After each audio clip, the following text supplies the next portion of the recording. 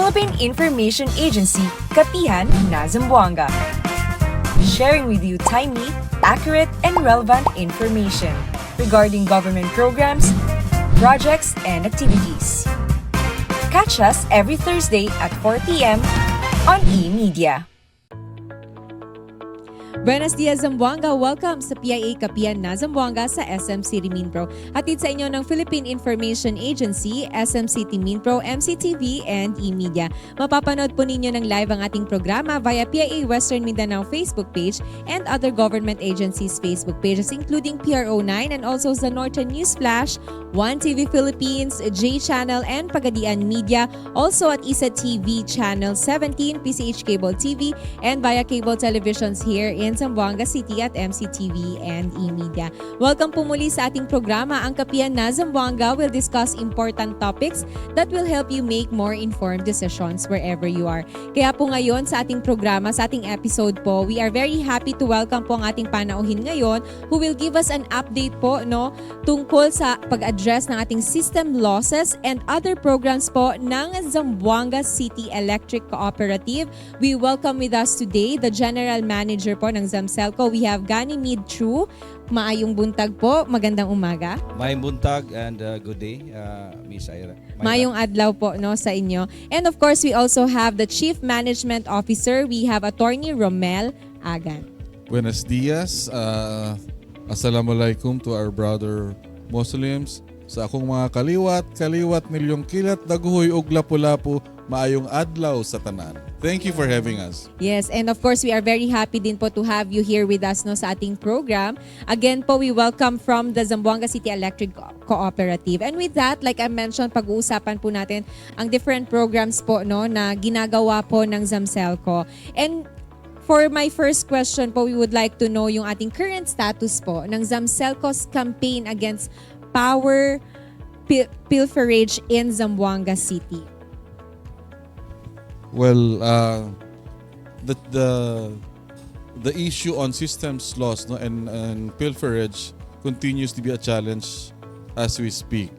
But we are happy that with the assistance of the National Electrification Administration, just yesterday, we welcomed to ZAMCELCO office members of Task Force Metro Zamboanga, a task force created by NEA consisting of linemen from the different electric co-ops in Mindanao to assist us in our operations to address this challenge.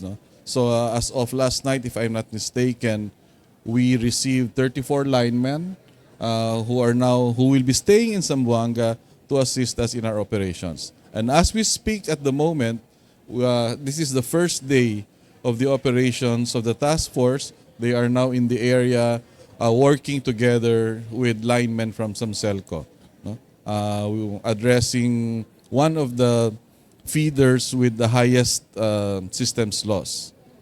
Actually, na-mention nyo na po yung mga programs or yung mga ways natin to address these concerns. But how much po has system loss affected yung cooperative natin, and what specific measures are being done in partnership, na mention nyo na po yung NEA, ano po yung ginagawa natin and the city government to address this concern? Well, I'm happy also to report that with the new administration, with the LGU, we appreciate that the LGU is very supportive in our fight against pilferage. Just recently, NEA Administrator Almeda came over to Zamboanga, and we had a meeting together with the LGU, Mayor Kimer Olaso, and the different barangay captains under the franchise area of ZAMCELCO, where Mayor Kimer appealed to the barangay leaders to assist and help and contribute so that pilferage in the respective barangays will be addressed. So the support of the LGU is very important in our own anti-pilferage campaign, because if the people will see that the leader of the city is behind us, that will have an effect on the constituents. So we look forward to a successful campaign against anti-pilferage, and hopefully we will be able to see the decrease of systems loss over the next few months. Actually, we heard nga po no na we conducted a forum together with our barangay officials or a meeting with our barangay officials. So how important po, Attorney Meng, yung ating community participation in curbing our power pilferage, and what role can the community or consumers po play? Well, it is very important that we have a whole of community approach in this fight against electricity pilferage, because electricity pilferage affects everyone. No? I'll make a very specific example. Let's say in your community, there are 10 of you who are registered member consumer owners with ZAMCELCO. Because of the survey that we did when you applied with us, we have an estimate of the load requirement for that particular community. So we install a particular transformer that will cover you. Now, pag merong magdagdag ng koneksyon na illegal na hindi kasama sa estimate namin, mag-overload ang transformer. At pag nag-overload ng transformer, pwedeng dahilan yan ng magpa-fluctuate or magti-trip off talaga. So yung mga legal na consumers na apektuhan ng mga illegal na nagko-connect. So those legal registered MCOs should also join in the fight against electricity pilferage, because they are the first that will be affected when illegal connections are rampant in their area. Dapat magsumbong agad sila, no? They complain pag meron It will silang help nakita. if they will provide information, if they know of neighbors in the communities that are not registered MCOs and have illegal connections with us. No, it will help us in our fight against in our pilferage campaign. So is it still existing po? Marami pa rin po ba tayong reports that we receive illegal connection po here in Zamboanga City? Well, ma'am, before I will answer your question, this is really a timely interview with us, with Attorney Meng, considering that this is the first day that we have our task force operations. No, so we have line personnel, engineers, metering experts coming from different electric cooperatives all over Mindanao. No, so malaking tulong ito para sa atin. Alam natin how rampant is the illegal pilferages dito sa Zamboanga. No, I think all of our feeders have illegal connections, and we will prioritize the top 10. Yung top 10, ma'am, na may pinakamalaking non-technical losses. So I will explain that there are two types of losses, systems loss. First is the technical losses that is inherent with our equipments, our lines, and then the other losses is the non-technical, which is the more on illegal use of electricity. No, so yun, out of lagay lang natin 65% of systems loss of ZAMCELCO is non-technical. So more or less 35% is for technical. No, so ngayon we receive we have a feeder metering that attest that the systems loss of ZAMCELCO are really identified in every feeder, kasi may metering tayo every feeder, ma'am. Then mayroon tayong software na tinatawag natin na Synergy. By using that software, we can run and then we can determine the technical losses. So this is really the big problem for ZAMCELCO, considering that we're losing around 55 to 60 million a month. For 1% of losses, it is equivalent to 5.1 million to 5.5 million pesos per 1%. So kaya nga, ma'am, very timely. Pasalamat tayo sa kay ni Administrator Adminani Almeida for this help. No, this is really a great help na nagpadala dito ng task force in order to stop the bleeding, in order to stop the bleed. But this is not just only for the technical and the non-technical systems loss operations, but along the way, this is a simultaneous operations with our technical systems loss reduction program. So this is just one of our our programs to address our systems loss. And yes po. Yes. Attorney Mary. To encourage our member consumer owners to report to us, no? Ibanggitin ko na din yung aming reward system, no? Kung meron kang kaaway na neighbor at alam mong may illegal na connection, no, once you report it to us and it results to a positive apprehension, we give a reward to the tipster. Nothing to worry because you will keep the identity confidential, no? So there is a reward system that will result to a positive apprehension.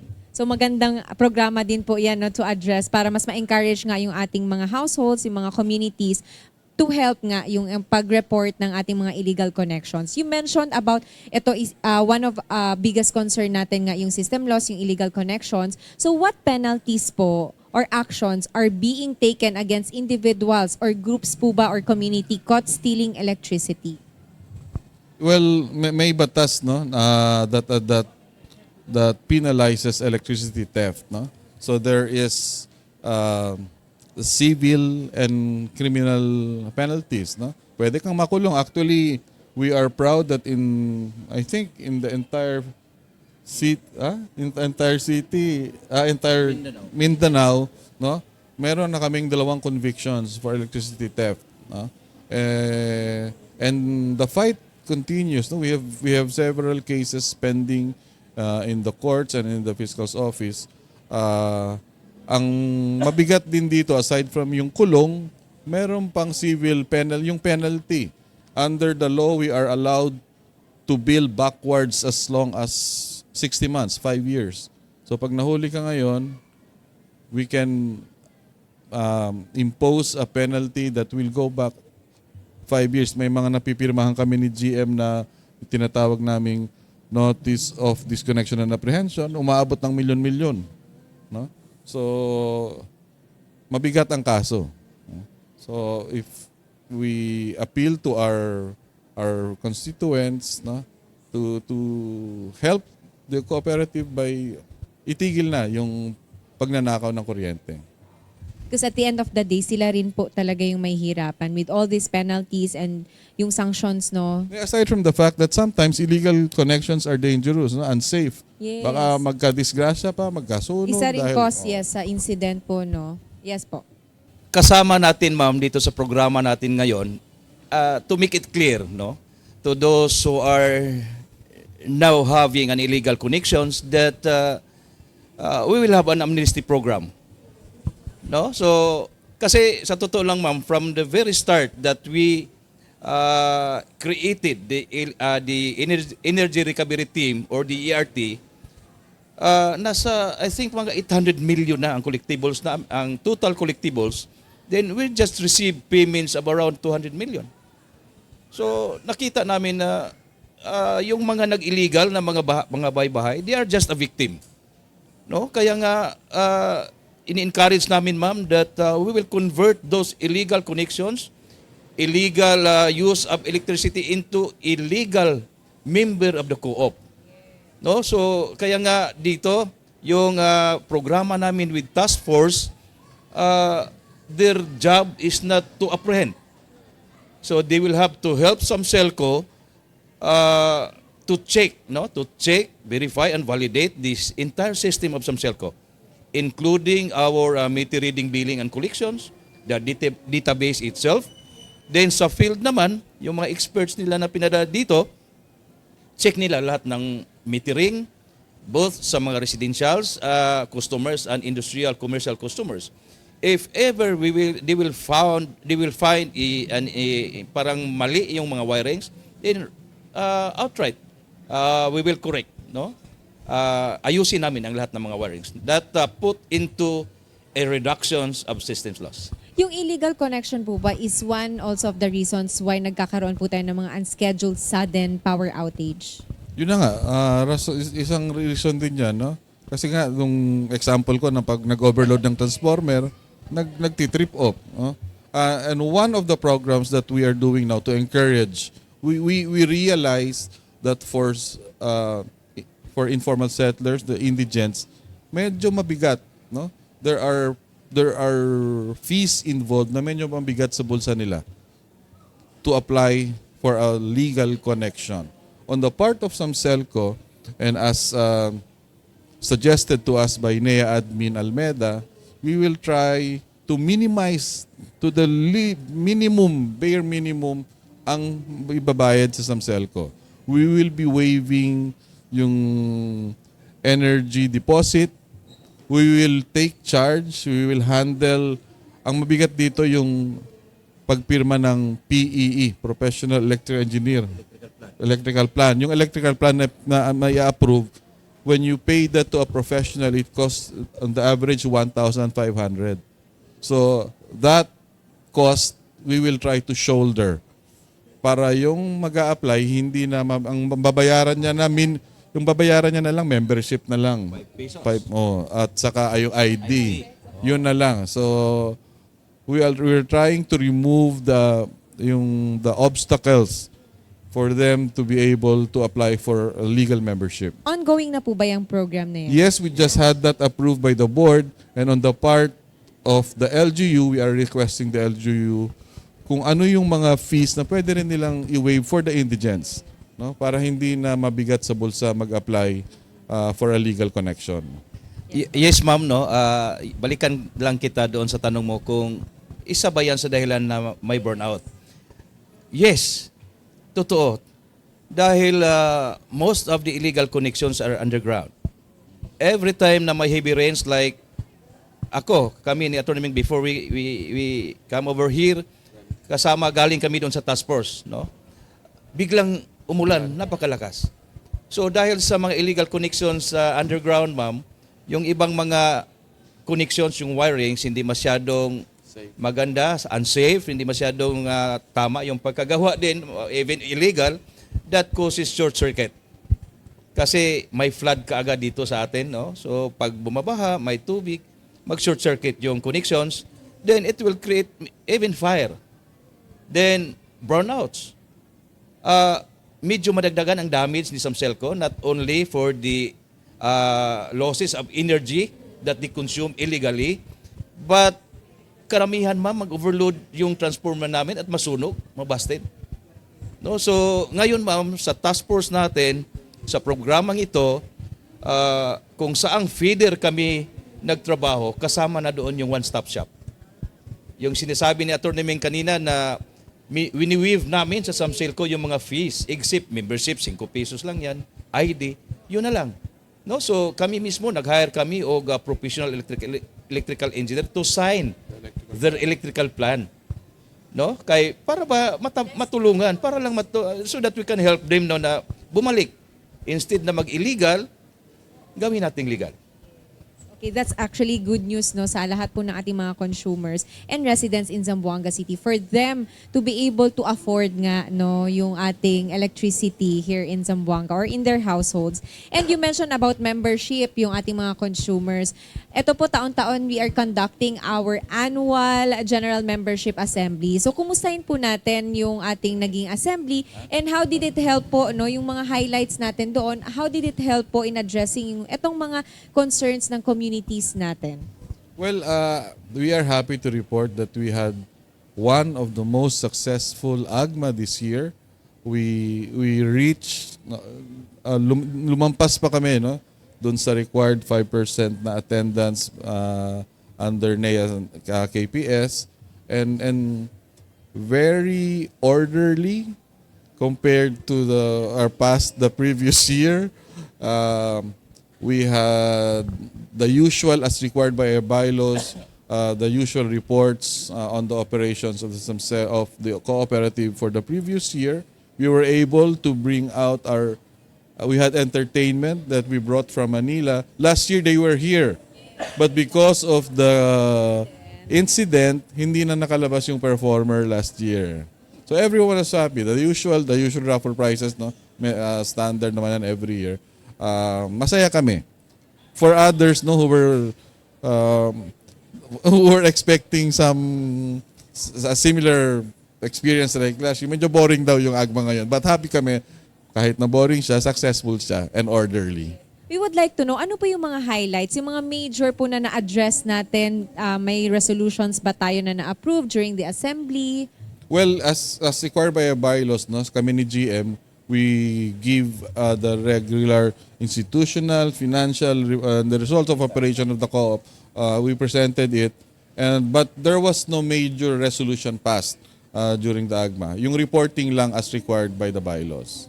So it's good nga na meron tayong ganitong platform, ganitong program annually, no, for our members, consumers to be aware of what is happening kasi that's what they are looking for, yung transparency nga ng ating pamahalaan, ng cooperative. So how does the ZAMCELCO naman continuously, no, ensure yung ating transparency and of course yung accountability in reporting our financial and operational performances to our member consumers?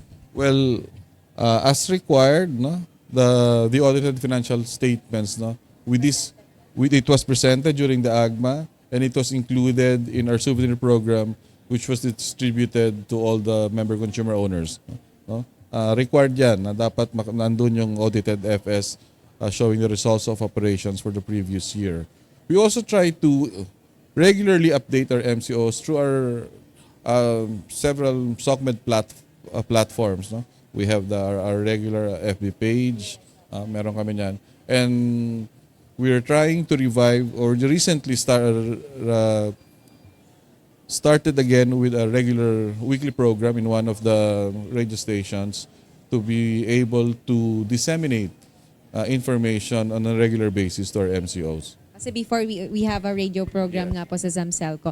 And actually, I would like to comment the ZAMCELCO's yung ating social media platform, very very updated and active. So usually doon na po kami nagbabrowse ng information for us to be able to be updated kung meron man tayong mga scheduled power interruptions or any reports na pwede naming maano. Isa po ako sa mga nakapag-report na and na-address din agad yung mga concerns ko with the power outage sa aming community. So it's very helpful. So with that po, isa po yan sa mga improvements natin, isa rin sa mga ina-address natin through your different platforms, social media, through 24/7 na Viber call center. So ano po yung mga improvements pa po that are being implemented to enhance our customer service and customer relation or consumer relations? Well, we'd like to encourage our MCOs. We have created several Viber groups where our MCOs can directly report any concerns regarding power. At ito, because it's a Viber group, it directly reaches our help desk, and our help desk can also directly dispatch this to our troubleshooters in the field. So kung sino man dyan ang wala pang Viber, I will encourage you to download the app so that we can include you in our Viber groups so that you can directly report any power concerns to ZAMCELCO. Yes po, GM. Okay, ma'am. We have established our help desk, ma'am, during the entry of IM. And during my entry, we established the 24/7 help desk, to receive concerns, complaints, not just coming from the member consumer owners, but even to all electricity end users of Zamboanga City. Then open din ma'am yung number ko, 24/7, open number ni Atty. Ming. But I will have to emphasize this, that the entire area of responsibility of ZAMCELCO are now divided into five engineering areas. So, ano ba ang advantage kung i-divide natin? Not the same in the previous, ma'am, na nasa central office, sa Putik. So ngayon, in every team, ma'am, may hinahawakan siyang mga areas. May mga hinahawakan siyang mga feeders, mga substations. They are equipped with electrical engineer. They are equipped with the entire team for the maintenance and including troubleshooters. So that make us shorten the response time, the reaction time of to respond to the complaints, ma'am. But alam naman natin na still ongoing ang rehabilitations ng ZAMCELCO, particularly on the burnouts, no? So, pero I'm happy to tell the member consumer owners that we are still within the standards of the power reliability set by the ERC. No, although may mga frequent burnouts siguro, pero mga short duration na lang, no, that we need to address. Talking about complaints po, no, syempre hindi po nawawala yung complaints ng ating mga consumers on the power interruptions, yung mga billing issues. So how do we handle this? Or paano natin ina-address po yung recurring complaints of our consumers?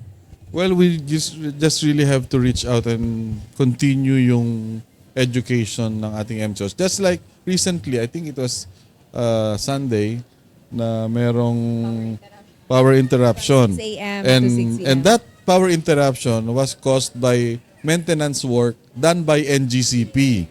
No? But still, merong iba na hindi naintindihan na si ZAMCELCO kay ZAMCELCO galit.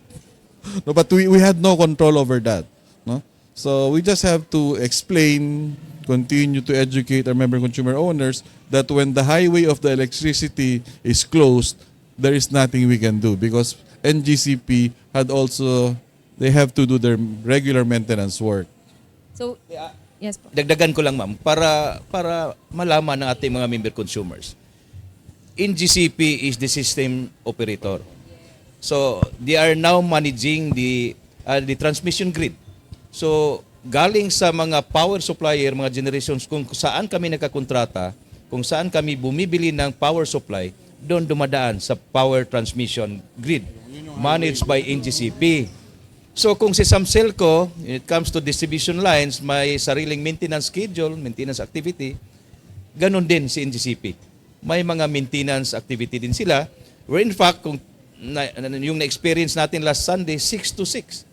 From 6 a.m. to 6 p.m.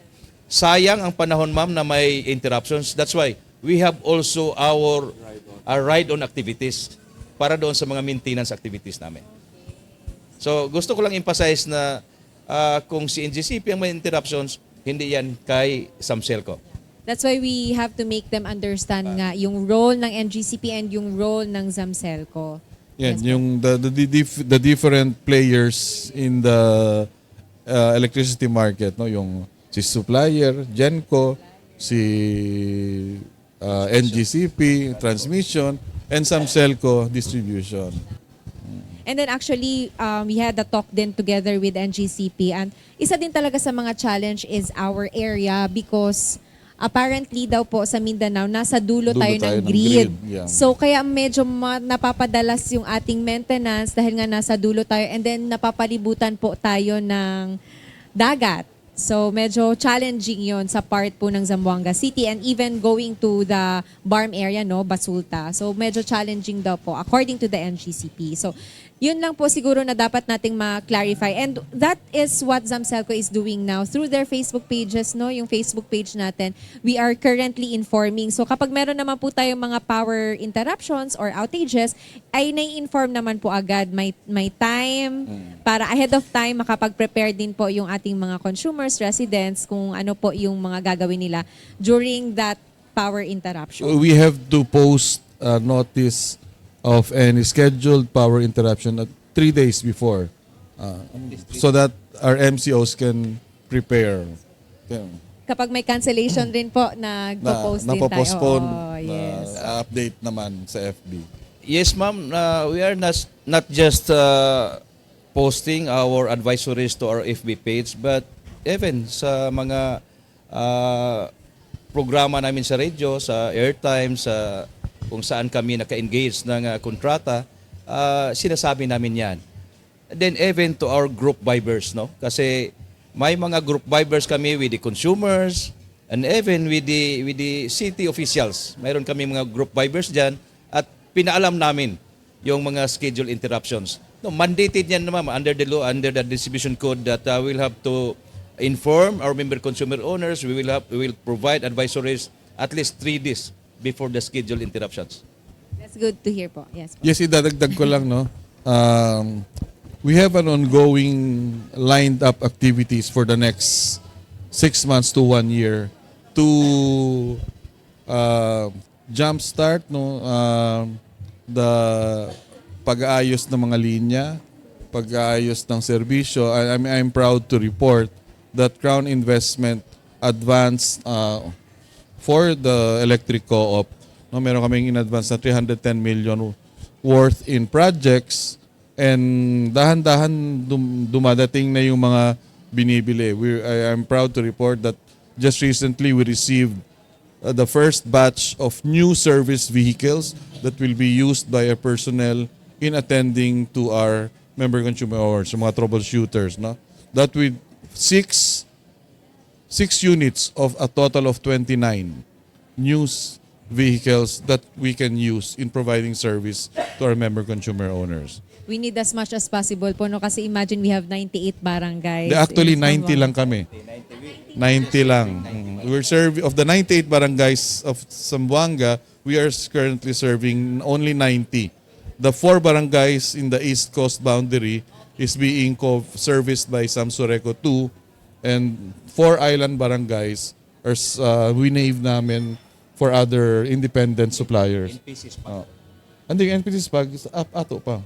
Hindi, may NPC's Pag, other for island barangays. Okay, so new learning din po yun sa atin. So thank you very much po for sharing. Ito last na lang po, last question. What is the ZAMCELCO's long-term vision po in terms of consumer satisfaction and of course yung reliability of our service? Well, speaking on behalf of my principals, no, from Crown Investment, we look forward to delivering world-class electricity service to our member consumer owners. No? We have a commitment under the contract with ZAMCELCO and our member consumer owners to provide affordable and reliable electricity to our member consumer owners. That we continue to do what is necessary to be able to achieve that. Yes, ma'am. Isa lang. Excellent service. No? So, actually, before I came to ZAMCELCO, no, marami kayong problema dito sa voltage fluctuations. Every day, we receive many complaints about voltage fluctuations. Then, mga damages, no, that they claim that ZAMCELCO should pay, no, damage appliances, nasira. Where in fact, that's my first mission, no, to resolve that voltage fluctuations. Totoo, ma'am, na ang ZAMCELCO nasa pinakadulo ng grid. Where in fact, not just pinakadulo, but tayo ang ZAMCELCO ang may pinakamalaking load.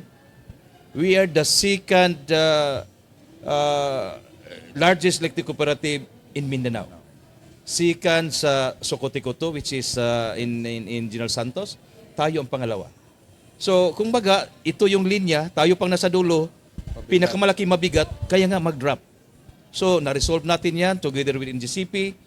We did a series of meetings, no? So, pinarating natin sa kanila yung mga problema na ito at even dumating pa ito sa Congress, so, sa Joint Congressional Power Commission dati. At ngayon, ma'am, sa tulong ng NGCP ni-resolve. No? So, siguro kung may ma-experience man, isolated, not came from the problem from the grid. No? So, mahalaga talaga na may nakita naman sa panahon namin, may nakita naman laser burnouts, not like before, na 13 hours, more than 10 hours ang interruptions a day. Rotating brownouts has been experienced with the member consumer owners of ZAMCELCO. Then, ang interruptions karon laser na, mga short durations.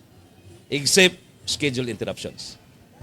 That's good to hear po, no? Especially po sa aming mga consumers because electricity talaga is one of the major na need na po natin ngayon and in our modern times, lalong-lalo na po that we all have this technology na nagpapatakbo ng mga businesses, ng mga offices. So that is why electricity po talaga is very important, no? Not only sa mga households but also sa mga businesses and sa ating mga offices. Yes. And may I add lang, no? Yes po. We also need to improve our capacity to be able to catch up or or sabay-sabay sa development ng city. Because ayaw din natin na may investor na gustong pumasok, tapos sasabihin natin, ay hindi pa namin kaya. So we are proud to report that we have an ongoing construction of a new substation in Culyanan. It will soon be operational before the end of the year. And then we are operating the capacity of our existing substation in San Jose Gusu para madagdagan yung capacity, we can accommodate additional loads, no? Kasi Zamboanga City is growing, no? We cannot stop. We should be abreast with that growth of the city, so that investments can come in, employment is generated, no? Everybody will be benefited. Yes po. To add, ma'am, no, as what Attorney Ming is saying, no, na we have an ongoing major projects for ZAMCELCO. Not just the operating of power substations, but we also have rehabilitation projects. No, so this will be the solution for power reliability improvement, and then the systems loss, particularly on the technical losses. Then we have also another project that is part of our CAPEX already filed to ERC, 30 MVA power substations in Barangay Talon-Talon. Alright, so more to expect pa po, no? More improvements to expect from ZAMCELCO. And we are very happy and glad to know all of this information po from you sa ating mga panauhin ngayong araw. And for our consumers and for our viewers and residents po ng Zamboanga City to be more informed din po sa mga programs po and services that ZAMCELCO is offering to us. And with that, thank you very much once again to our guest this program po sa ating episode ngayon. Once again, ang ating panauhin, we have the General Manager of Zamboanga City Electric Cooperative, Gani Midchu. Maraming salamat po again. And of course, we have Attorney Romel Meng Agan. Maraming salamat po for being with us here today sa ating programa. And with that, any more message pa po sa ating mga viewers, sa ating mga residents and consumers? Well, I just would like to appeal to our member consumer owners of ZAMCELCO to manayudahan kita, no? As a member consumer owners, do your obligation, pay your bills on time, and we also appeal na kung yung dun sa mga nag-illegal pa, panahon na para tumigil, no? And we encourage you to register with us as members, because tinanggal na namin yung mga pabigat sa application process. So hopefully you will avail of that and be part of the legal member consumer owners of ZAMCELCO. Ito lang ang panawagan namin sa ZAMCELCO, to stop consuming electricity by illegal connections. So we will convert all illegal connections into a legal one. And we face a hard truth that every month we're losing 55 to 60 million pesos coming from illegal connections.